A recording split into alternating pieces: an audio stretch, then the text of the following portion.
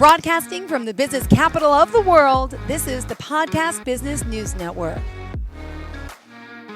We are back with Chris Hardwick, and we are building fearless leaders, right? That's what he does here. And he helps people as a risk management expert, and he coaches them. He's a speaker, and he's an adventurepreneur. We're going to talk about that today. And of course, all the coaching he does, helping leaders climb mountains. I believe that's your slogan, right? How are you?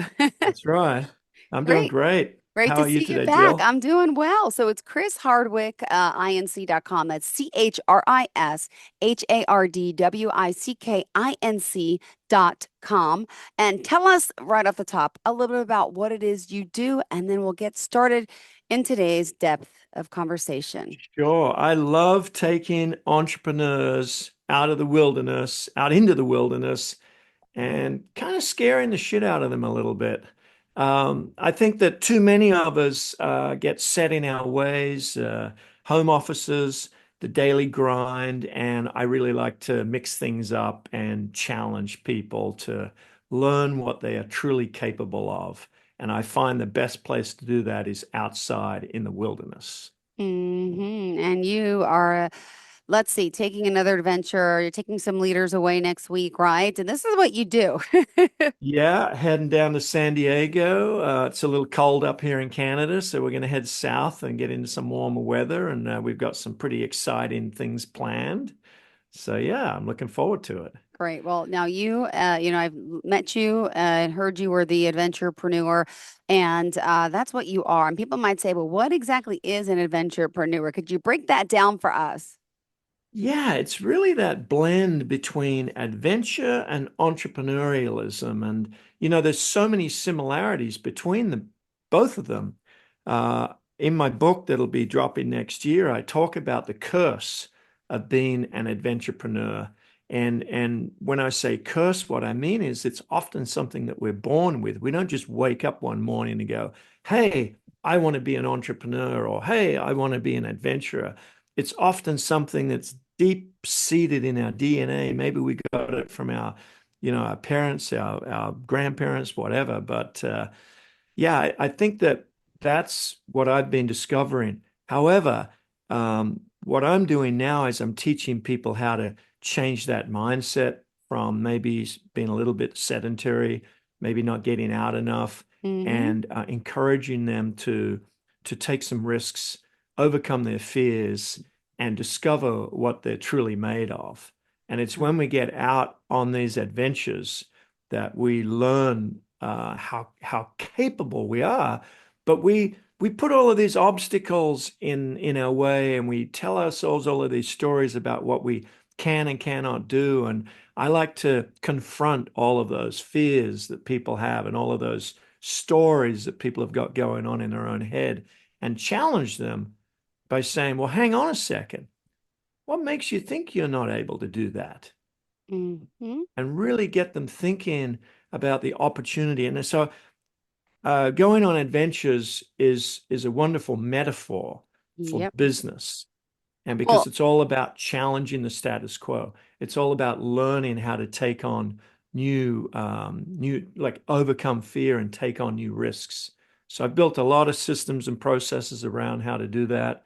But that's really the essence of it, Jill, is overcoming your fears, taking some risks in a calculated way to learn what we're truly capable of doing in our lives and our well, business. we have to mention the book, Adventurepreneur. Hello. Yeah, Right? We yeah. got to go to the website and check it out. And I love the cover of the book, right? Because it's one half of you, like as a businessman, right? And the man also has the other half. He's like climbing mountains, like, so it's like amazing. You say where adventure and business meet. Tell us about the book.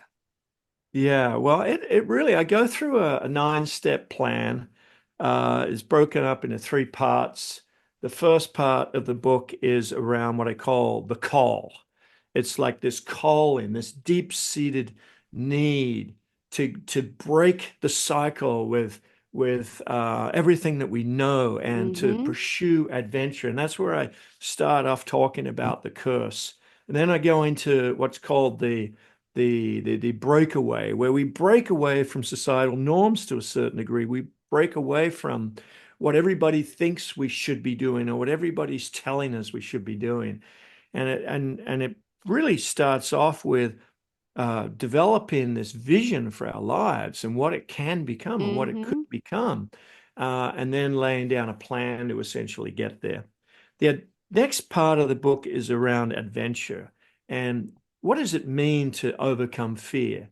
What are our fears? So we need to identify those, understand them, and then just develop strategies for actually overcoming those fears. So I teach people a lot of biohacking, how to actually hack their brain and their Wow. bodies, Okay. and to overcome the chemicals that have been released in our brains that we have no control over. So I coach people on how to manage what's actually happening to their body in high stress or high fear situations, and then dive deep into risk. What is risk? And I love talking about how when we first, as babies, learned to walk, we didn't watch a YouTube video. We didn't watch a manual. We had this need to walk. We're Yeah. bipeds, right? We that's what we need to do it, and we don't think about it. We just know that we've got to get up and walk, and we fall, and we get up and we go again. And within the space of a few days, we're walking around the house. It's the same thing with riding a bicycle. It's the same thing with many other things in life, and business is the same way. So we take these calculated risks, and every time we fail, we learn and we go again. And so it's very much learning from our failures and Mm-hmm. and coaching ourselves on how to take bigger risks. And what is the reward of that? The reward is that we learn how to do things that we never thought possible. So that sort of rounds out the second part of the book, and then I go into really what's the end game? What are we doing all this for? What does the exit look like? Exit meaning maybe it's a business exit in terms of selling our business or merging our business or doing a management buyout. Does it mean sailing off, into the blue yonder or going traveling around the world when we retire? I like to challenge that concept a little bit because people think that they've got to do all this stuff before they can before they can go to that next step of their life. And so anyway, it's a lot about figuring out what the end game looks like.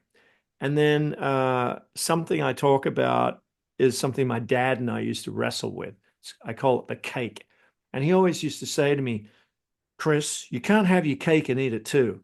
And so I spent my entire life basically proving him wrong. Um, Oh, since the age of 22, I've been traveling around the world every year for 3 months, and I still do it today. And I've been doing it throughout my entire career, even when but you only also get a couple of, building very yeah. successful companies as well. While I was still going off on these adventures, right? Because if you've got the right people working for you, and that's what I talk about. I talk about building the team, Mm-hmm. surrounding yourself with people that are way smarter than yourself, and then I talk about the ship, right? Like this whole concept. Again, my dad was in the war. He was in the Navy, the Royal Navy in England, and on the Merchant Navy, and he was always off on these ships going on these trips around the world because he was the first true adventurepreneur. And so I Aw. tie it back to that and talk about, where we're going to go, what's the direction that we have for our lives. And so that's a really high level summary of what I talk about in the book. It's a bit of it's not a how-to as much as I share a lot of stories because everybody's journey is unique to them. And But it it often sure is does. inspiring.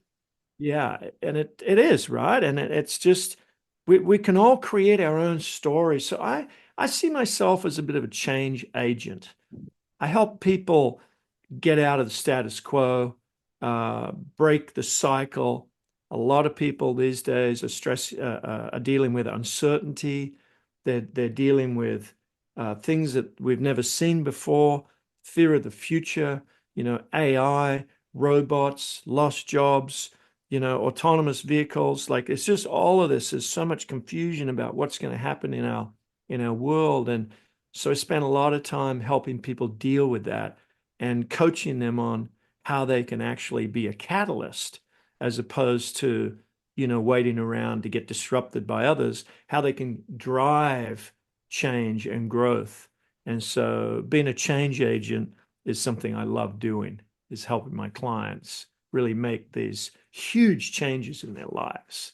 So that's a bit of a monologue, Jill. Sorry about that, but it's something I'm pretty excited about. Well, absolutely, as you should be. And can you teach someone the steps of being or becoming an adventurepreneur?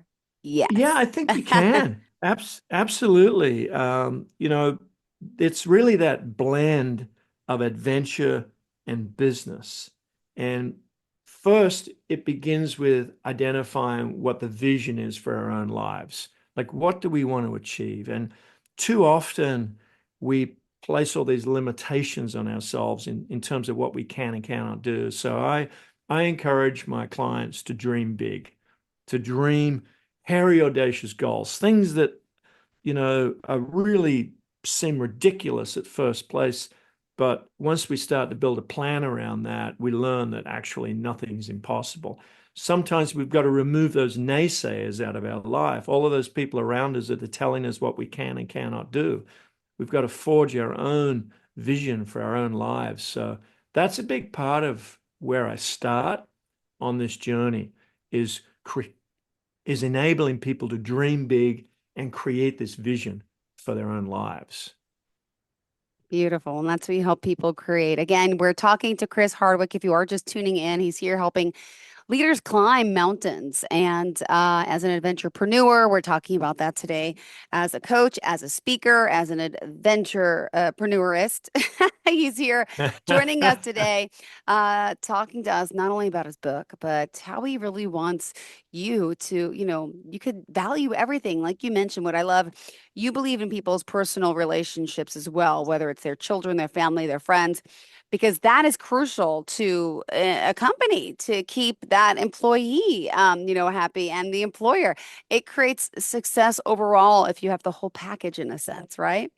Yeah, yeah. I mean, the culture of adventure is something that I love bringing into organizations, and we'll chat about that another time. But it's really around challenging the status quo and challenging people's conversations that they got going on in their own head around what they tell themselves they're capable of, or more importantly, they're telling themselves what they're not capable of. And you do that in an organization with a group of people, a large group of companies. And when I used to run my own companies, we were often taking people off on adventures and getting them to do things that they never thought possible, whether it was rock climbing or whether it was doing like a via ferrata or going zip trekking. And people were afraid of fear of heights or fear of failure, and really coaching them through these fears so they realize that, as a matter of fact, they can do this. It is achievable. And no, they're not going to die. And they're going to have an amazing experience, and they're going to learn what they're truly capable of. And that's going to change their whole mindset and psyche about what they can do in the future.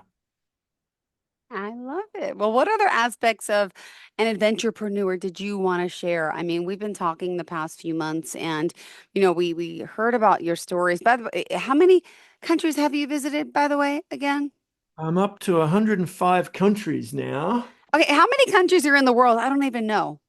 It changes based on the interpretation of a country or a Oh, republic, but it's around about 220 oh. countries. And you obviously And you're gonna get hit to them all, aren't you? that is the plan. So yeah, I mean, I'd like to knock off, 4 or 5 countries every year and just keep on trucking. I'm off to Japan skiing with my boys. I leave on December 27th. My three boys are a lot I was like going myself. to say, how old are they and what are they doing with their lives? Are they They're 24, 26, and 29. And, the funny thing is, Jill, I've been taking them on what friends would deem insane, crazy adventures since they were like, 5 years old, 7, 9. I've had them climbing mountains. I've had them off on backcountry winter camping trips where I wow. used to carry a sled with all of their snowboards and the backpack with all the tent and food and everything. And then when we would head up into the mountains for like 4 or 5 days and just build a base camp, and they'd be building these big jumps and launching off them on their snowboards into the powder. And so we're just still doing these crazy trips. I mean, I only use the word crazy because other people tell me it's Bit crazy, crazy. Well, it's but not the it's normal. not. Let's take the family to Disney. Let's go see the Eiffel Tower. The common things. You're off track. You're off-roading here and Yeah. really seeing the world. So do your Yeah. boys work in any of the companies that you have started up, or are they No, also? I'm not a big believer in family businesses. I Hmm. always think that people should forge their own paths, their own journeys. I mean, my dad tried really hard to get my bro. I'm one of three boys, which is pretty funny. My Oh, that's dad amazing. tried hard to get my brothers and I to come into his business, a machine tool engineering business in Sydney, Australia. And, we were chatting one night at the bar. And anyway, he went off to the washroom, and one of his business associates was with him. And he said, you guys, you all got careers. Like Chris, you're in construction, your brother's a motor mechanic, your older brother's a electrician. He's like, you all got your own careers. Like this is your dad's career. You guys should do your own thing. So when he came back, he said, okay, he pounds his fist on the bar. He says, okay, what's happening? Are you guys coming into this company or not? And we all looked at him and said, no. He said, excellent, because I got somebody who wants to buy the company, but I just wanted to make sure that you guys had first kick at the can before I sold the company. Wow. Oh my goodness. That's great. Yeah, we weren't expecting that. We thought he was going to be really let down. But the funny thing was, he knew we all had our own lives and he knew we were in our own things. And so I've always remembered that. And with my own kids, never really wanted to sort of push them into any one particular thing or just because what I was doing or what I was excited about. I really want them to forge their own lives and Find their their own own path. careers. So Yeah. as a result of that, two of my boys are living in Australia at the moment, although one's coming back next year. The other one loves surfing, and what a great place to be in Queensland. My youngest son is still at home because he's figured out it's a lot cheaper to stay at home than it is to go out, move out like his brothers did when they were 19 and pay Mm-hmm. for rent and stuff. Uh-huh. So, but yeah, they all love traveling. And actually, my two oldest boys are in a 1,000-kilometer gravel bike race in Australia currently as we speak, from Canberra down to Melbourne over the snowy mountains in Australia. How And long of a trek is that? About. that they'll probably be doing about 100+ kilometers a day. So that's going to take them about 8 to 10 days. And it's all self-sufficient. They got to carry their own gear on their bikes Their and food, they're their off water, grid. their. So I've got no idea how they're doing, but it's completely, there's about 500 people do this ride or this race every year. And Have you ever there's done it, only Chris? well, I was supposed to do it last year with my oldest son, but then the timing didn't quite work out because I was in Africa. But yeah, apparently only about like 30% of the people who enter this event actually finish because it is so Grueling. insane. Oh my And there's goodness. Well, I people wish them the getting best of luck. helicopter evac'd and all Now, do kinds they of stuff. stick together? Or do you even know? Are they supposed to stick together or Oh, no? Josh and Matt have done several similar trips like this. They rode across Europe a couple of years ago during COVID, and so they've done a lot of these like mega rides together. And yeah, I mean, all three of the boys are really close, a lot closer than my brothers and I were. I think that had to do with my wife's upbringing of the Aw. kids there. And your And we, bonding of taking them on travels and adventures. yeah, Now, we does your just wife have a knack for this too? Has she been to 100 and something countries as well, or she's a little Well, I less think traveled? she's up at about 40 or 50. I met her when she was backpacking around Australia. So Oh she's an my adventurer. goodness. So you found your own adventurepreneur. How amazing. Well, she's an interior designer. She doesn't really combine her passion for interior design with the adventure as much. But when I went to Africa without her last year, and she saw my photographs and heard the stories. She's like, "You're not going to Africa without me this year." So she came with me for 6 weeks, and we camped in a Wow. rooftop tent on top of my Toyota Land Cruiser for 6 weeks through Mozambique, Malawi, Tanzania, and Kenya. And I never forget one night we're in this like remote campground in the middle of a national park. And there's like, we just seen baboons and lions down the road, and we'd seen cheetahs and elephants and all kinds of crazy, hippos and stuff. And we pull into this like deserted, dilapidated, rundown camp, and the palapas have all collapsed. It looked like nobody had been in this campground for like 20 years. And I'm setting up the Oh, rooftop tent, and she's like, "This is so cool." amazing. And I'm like, "Yeah, this is why I married this woman." Oh, wow. Amazing, So amazing. Now, hold on. By the way, where do you currently live, Chris, if you don't mind me I'm in asking? Vancouver, British Columbia, So when you Canada. mentioned you have your Toyota, your Land Cruiser, how are you mean you rent one when you're there? No, I own one. It's living in Africa, waiting for my next trip. Um, Oh, So smart. yeah, I kept it in Johannesburg, South Africa last year, and this year I drove it from South Africa up to Tanzania, and it's now in Tanzania waiting for me. And my If you don't, youngest son oh wants to my, so come he with could me use it. next year and do a trip back down through. I want to go up to Rwanda to see the gorillas, and Uganda, and then drive down through Zimbabwe and Zambia back down to South America. There's just so much to see in Africa. The people are so friendly. The animals are incredible. I mean, I took about 5,000 photographs on this last trip. And we got like lions just like lying like 20 feet away from us, and Mm-hmm. cheetahs just wandering around the vehicles, and watching this mom train her 3 or 4 cubs how to Oh, hunt these Thompson gazelles. Like, it's just mind blowing. Melissa woke me up one night. There's a noise outside the tent. I open the zipper on the rooftop tent, and there's a freaking 2.5 ton hippo right under the rooftop tent. It's chomping away on grass. We're right on the Lake Naivasha in Kenya. It's just mind-blowing experiences. And everyone talks about how dangerous it is and how scary it is. And mm-hmm. not once on the entire 6-week trip did we ever feel concerned about our safety.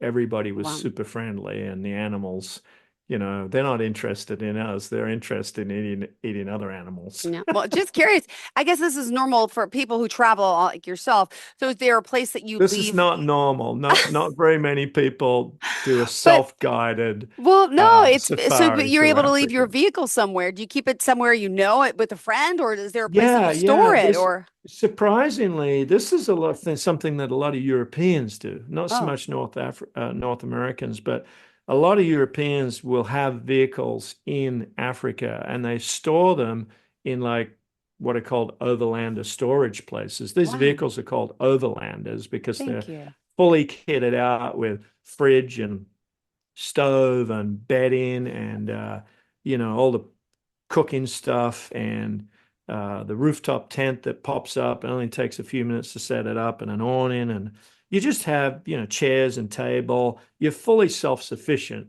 You can go Amazing. anywhere. I mean, there's a four-wheel drives that will go through some of the most atrocious roads you've ever Wow. seen in your life. Well, I wrote it down, Overlander. Okay, I've never heard of that term yet, so thank you. I'm going to be Googling this up later. One day, I got to get to Africa. I've never been. So what else as an adventurepreneur did you want your listeners and audience to know about? We have just 3 minutes left, but always a good conversation. I'm living vicariously through you, and I don't want to.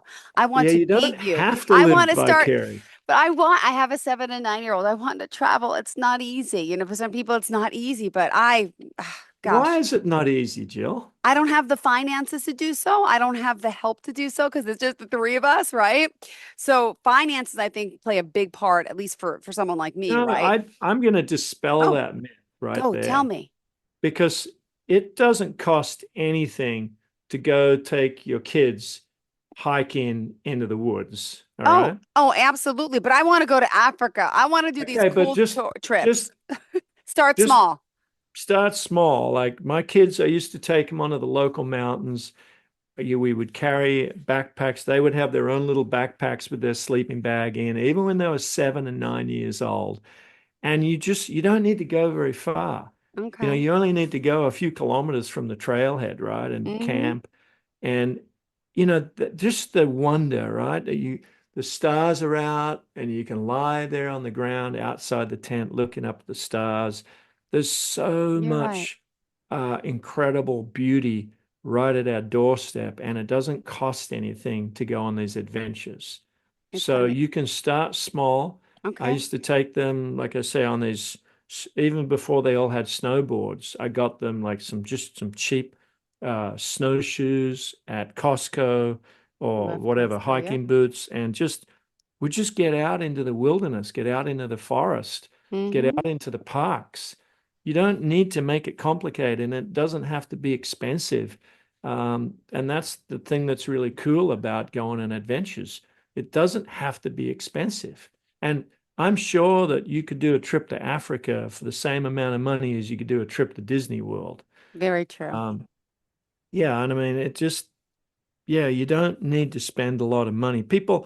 When I was young, when I first started doing this, when I was in my early 20s, or even before that, like my buddies and I, when we were 14 and 15, we would just grab a sleeping bag, stick a couple of tins of baked beans in the front, strap it onto the Yep. handlebars, and we would go off into the local national park, camp on the beach, and just under the stars, and we would have a great old time. And we Wow. didn't, just on our bikes and sleeping bags and like a tarp or just a piece of plastic to put under us or over us if it rained. It was pretty low tech. Mm-hmm. It wasn't fancy, it wasn't expensive, but we were having all kinds of crazy stuff with, the 10 most deadliest spiders and snakes in the world in Australia. We used to catch snakes and throw them at one another and even cook them up sometimes. And probably weren't allowed to do that in the national parks. We just did fun stuff. Well, it's great to know that anyone could become an adventurepreneur. And thank Yeah. you for dispelling the myth of, you need to have the finances because you don't. I'm going to rethink this. I live on Long Island in New York, beautiful place, right? So we do Yeah. little adventures. We go to Montauk, the lighthouse. We've done New York City. We do all those little things. But I want to try a camping ground. I've never been to a camping ground on Long Island. I never camped before. So, okay, you got I have my Yeah. How notes. far are you from the Adirondacks? Oh, that's a good question. I don't know.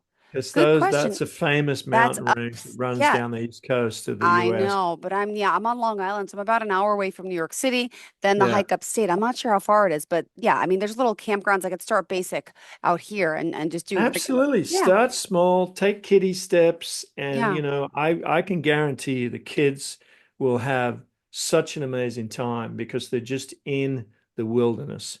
I mean, we were not designed to be living in cities, yeah. in houses with full air conditioning and heating systems and All the central heat. privileges that we have, and Our we're so bodies spoiled. were Okay. designed to be out in the wilderness. Our bodies were designed for things like cold plunges and being cold and not having three square meals every day. We're incredibly resilient as human beings, but most of us tell ourselves that we're not capable of doing these things. And I always challenge people for them to give it a go and just, Wow.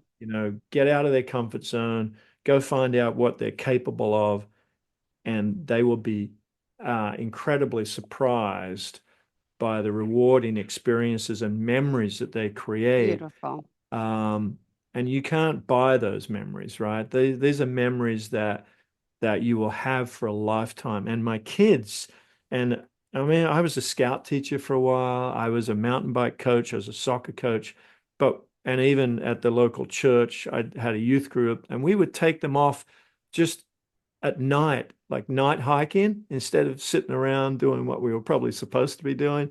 We had the headlamps. I'd buy all these cheap headlamps from the Aw. local shop, and we'd go out and go for a night hike just in the local park. And, oh my goodness, they had so much fun. Wow. Like Yeah. It Okay. doesn't take much, right? Good It's to really know. easy to get started. Oh, my. Thank you so much for reminding me of that. And everyone, Chris Hardwick, inc.com. How did you want to leave off, Chris? Oh, just, if you can just change the story that's going on in your own head, stop telling yourself what you can't do, stop telling yourself what you can do, and get out there and go on an adventure. Perfect. Thank you so much. Well, guess what? We'll be back hopefully soon. Enjoy your next trip and travels with your next crew of businessmen you're taking away, right? Where are you guys going again?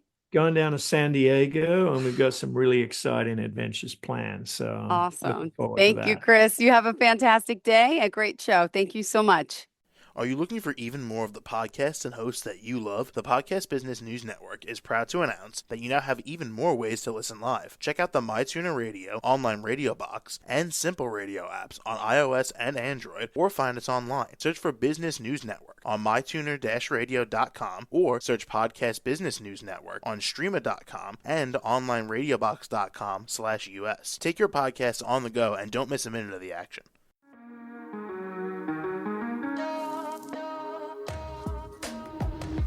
Broadcasting from the business capital of the world, this is the Podcast Business News Network.